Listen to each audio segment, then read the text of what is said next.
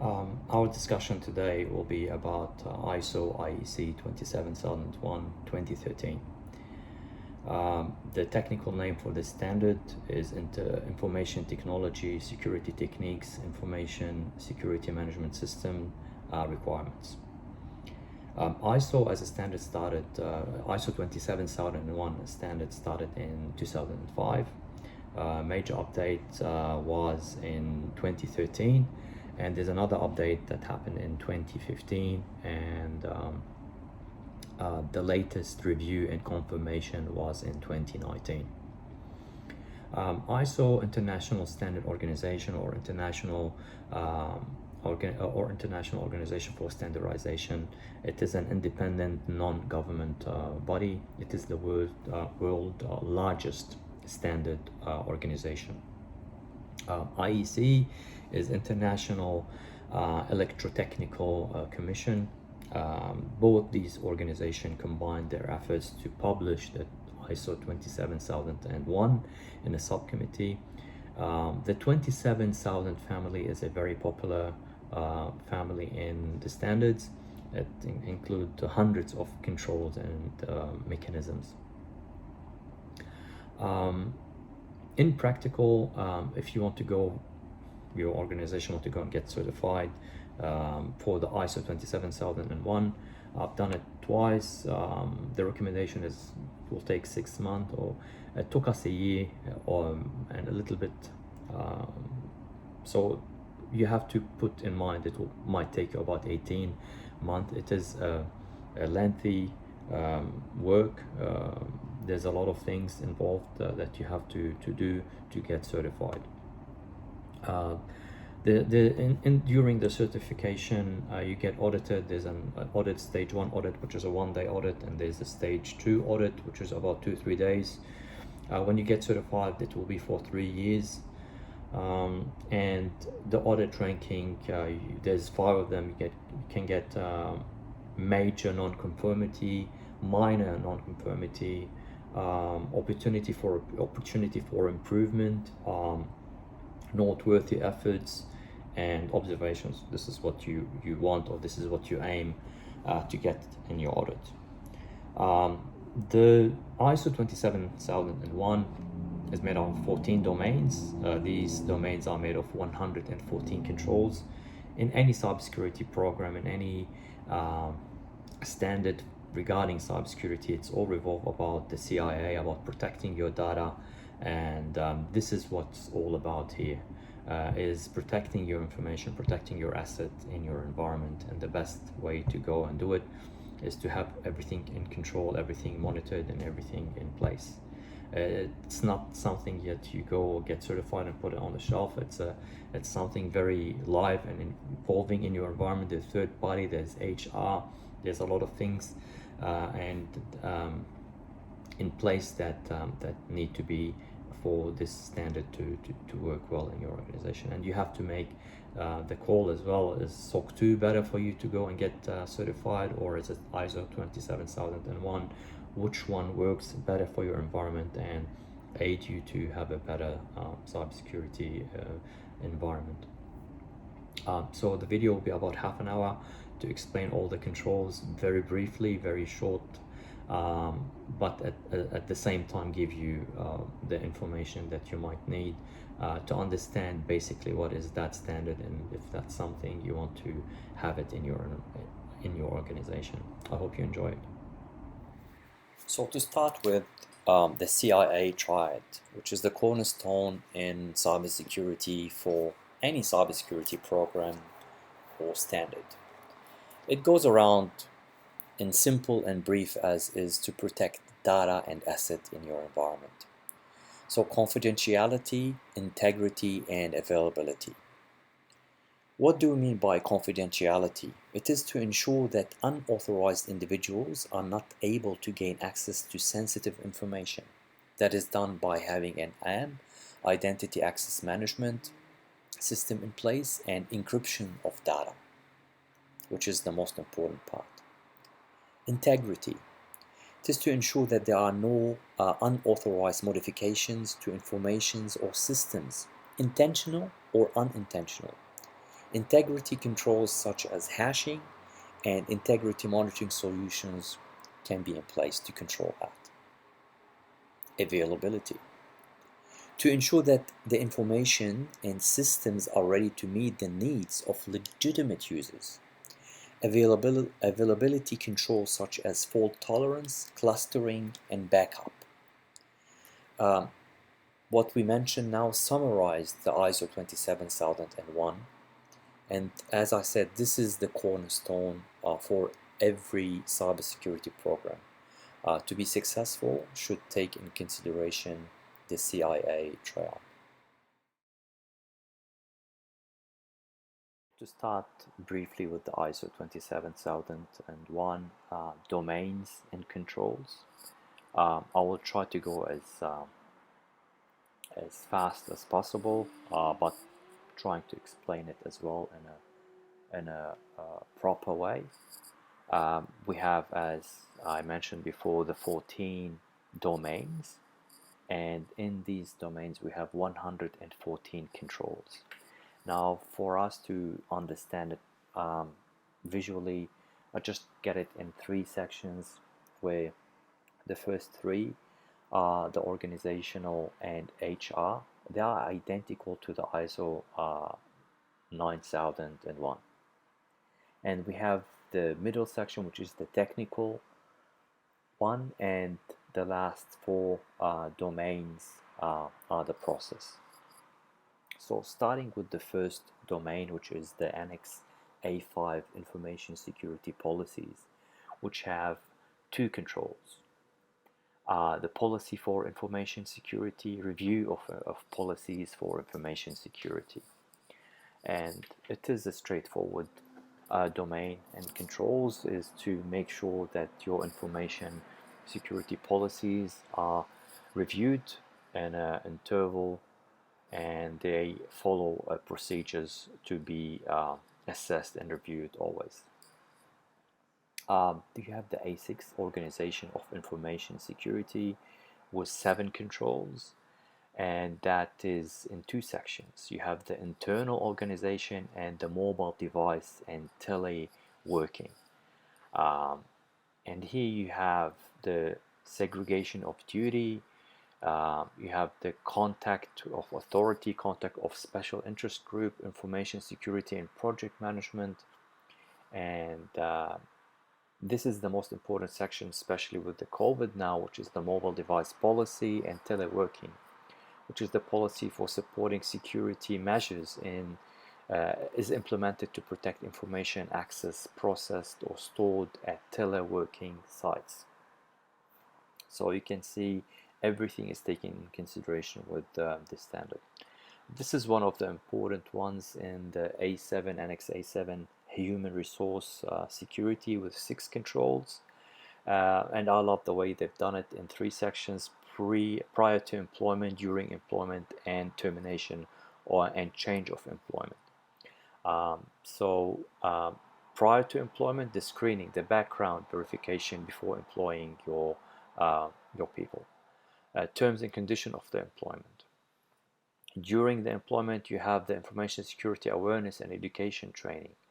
The management and responsibility of these people, and then the termination or change of employment. Whenever that takes place, you have to a process kicks in, and certain changes apply to the access and whatever you have permission given to this user. Now we go to the technical ones, which is the Annex A8 Asset Management. This has 10 controls, and you can go to the inventory of the assets. This is very similar and identical to the NIST cybersecurity framework in the identify. So the NIST, you have the identify, protect, detect, respond, and recover. In the identify, you have the asset management, and you see here the similarities. You don't reinvent the wheel. If it's all there, there's a pattern of things that has to take place, but each standard, each guideline have certain logic applying it. And I like to bring this up just to show you how they align and how similar they are in certain aspects. So you have to identify, you have to know what you're protecting to know how and how to protect it. So with this asset is the acceptable use of the assets and return policy, how and you know how you monitor this inventory of assets. You have the information classification as well, classification of and labeling this information and how it would be shared, the media handling of the USPs or any sort of media and how it is handled within the organization. Now you have the Annex A9, access control. There is a 14 controls. This is the second biggest in this standard, and it has the business requirement of the access control policy, access to the network of the users, and you know if you want to give access to a certain user to work in your environment, you have to give them access to your network, to your AD, and all that. All this takes place here with the user access management and provisioning and privilege access right, the PAM. They have, you know, they have access to your network now. What are they authorized to have? What access they have within the environment? They can have certain access to HR if they work in HR, but if someone works in, let's say, marketing, they don't have access to that. And you have to review as well. Part of that is the reviewing the access rights and removal access when it's not needed. The Annex A10 cryptography, two controls there.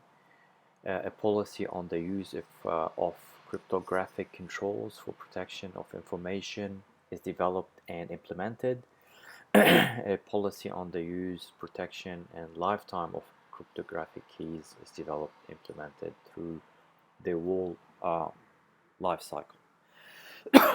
This is very important. If you don't have proper control and management on your encryption, everything can get compromised and things can go bad really quickly.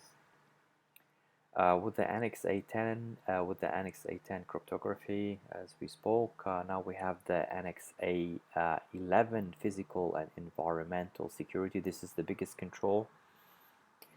And it goes into two sections: secure areas and equipment. Secure areas is you're securing your offices, your rooms, your facilities, your data centers, working in a secure environment and delivering and loading environment. Everything should be secured and in a proper way.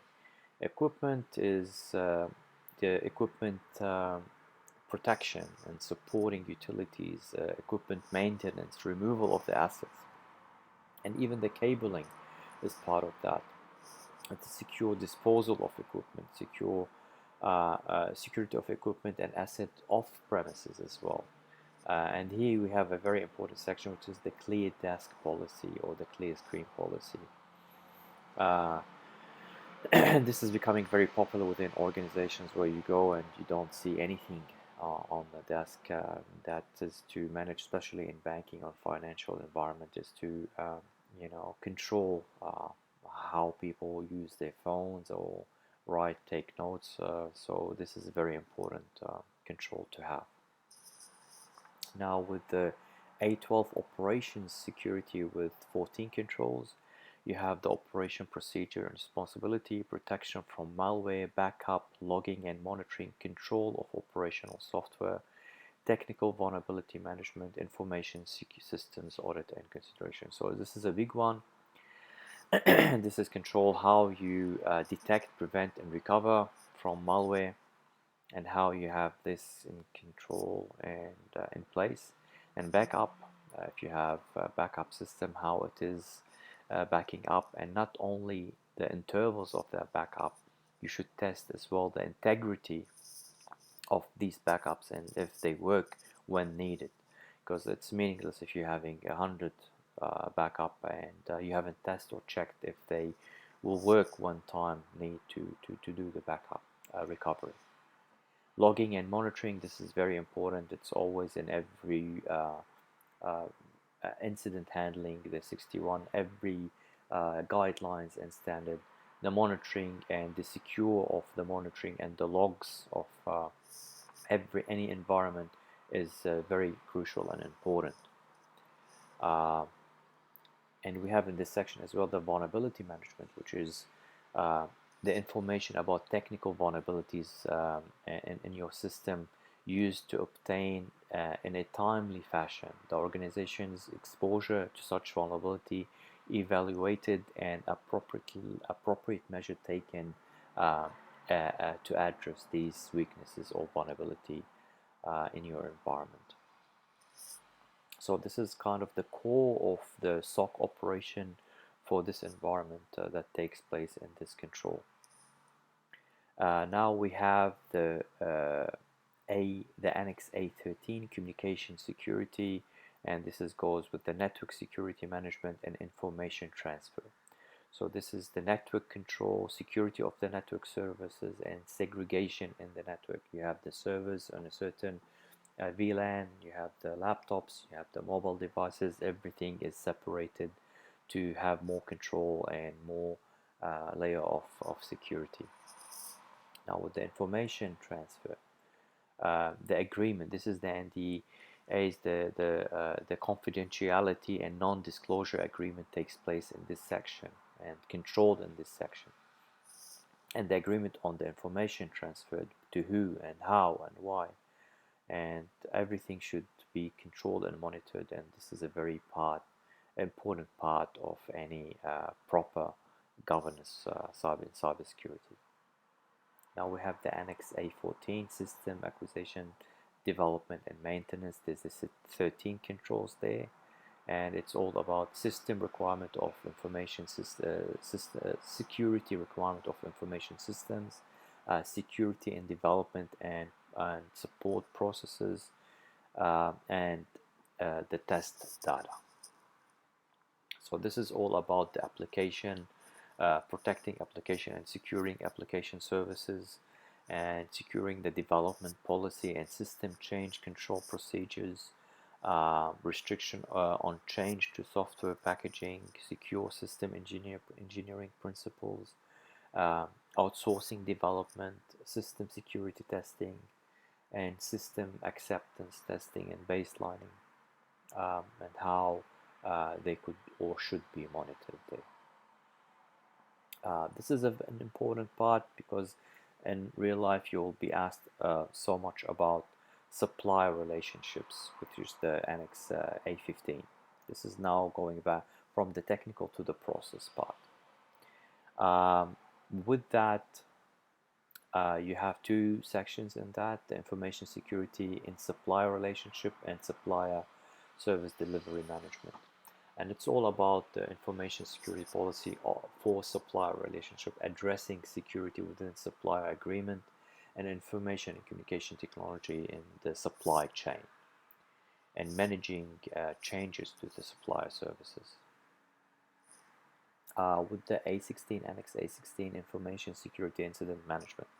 This is, as you can see, a very, very important and critical part of your environment, how to manage incident response, responsibility and procedures, reporting information on security events and alerts, reporting information about security weaknesses, respond to information security incident, learning from information security incidents.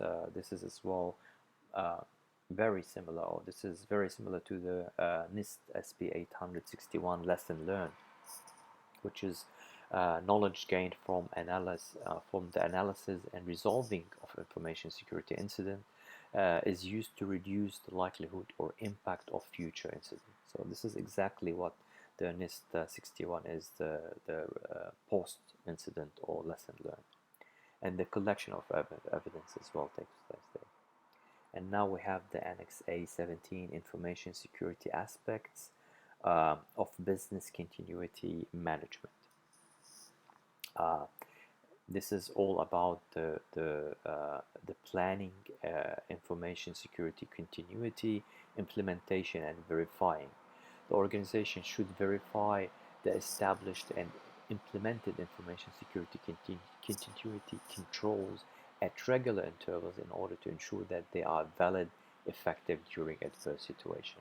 So it's not only good to plan and implement, but to verify that these measures for the business to have the continuity and work in case of anything happens is very important and crucial. Now we go to redundancy in your environment. You have to have, for example, if one cluster of servers goes down, there's a redundant one that will be spawned straight up and take off the work or load. Even with hard drive, you have to have a RAID 5, RAID 6. If one hard drive goes down, there's a redundancy availability happening.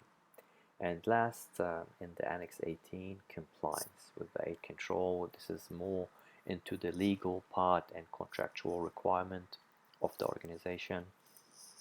Intellectual property, protection of records, the PII, privacy and protection of personal identifiable information, regulation of cryptographic controls. If you're a government body, you should have FIPS 140, AES, encryption only 256. So you have to comply with these regulations for your encryption. And technical compliance reviews to take place by external audits, and independent and internal audit should take place for the compliance of your policies and standards. So now here you can see that it's a cycle.